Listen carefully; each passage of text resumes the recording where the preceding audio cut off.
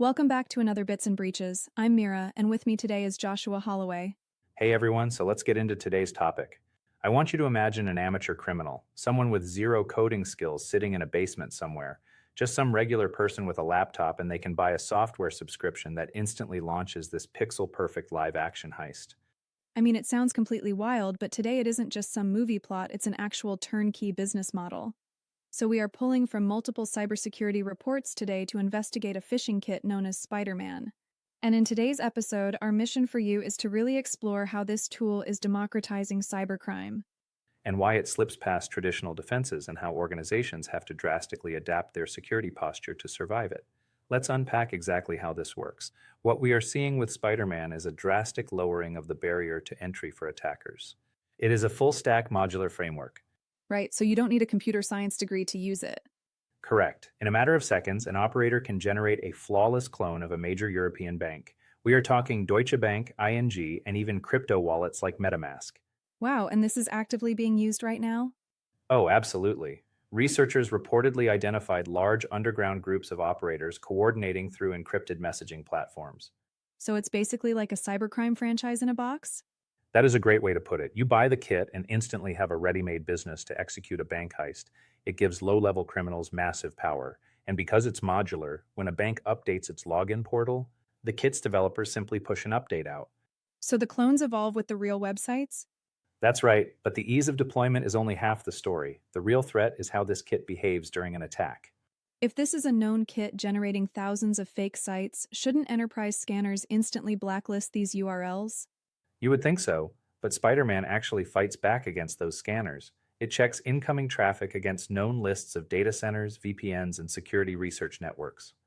So if a security scanner visits the site, it might see something completely harmless. Exactly. The kit may serve a benign page like Google instead. Security bots see a safe page, but the real victim sees the perfect bank clone. And once the victim lands on that fake page, it's not just a static form. Right. The attackers operate from a real-time dashboard acting as an invisible bridge, like a reverse proxy sitting directly between the victim and the real bank. Picture the attacker watching the victim type their password live. If the victim hesitates, the attacker can push fake prompts like a session-expired message to keep them engaged. And they can intercept multi-factor authentication codes too, right? Correct. When the real bank sends a one-time password or verification code, the attacker captures it the moment the victim enters it on the fake site. Then they pass that code to the real bank and gain access in real time. That's terrifying. It is. And because this kit functions as a live middleman and evades detection so well, flawless prevention becomes a myth. So what does this mean for organizations? It feels less like building a thicker vault door and more like setting up tripwires inside the vault for when someone inevitably gets the keys.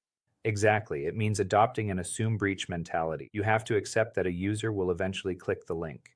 So the attention shifts to what happens after the click. Right, because when an incident occurs, insurance companies will investigate. They want to see documented response plans, acceptable use policies, and system logs proving active monitoring and response protocols. If you can't prove that, they may argue negligence and deny payouts. Which means liability falls entirely on the organization.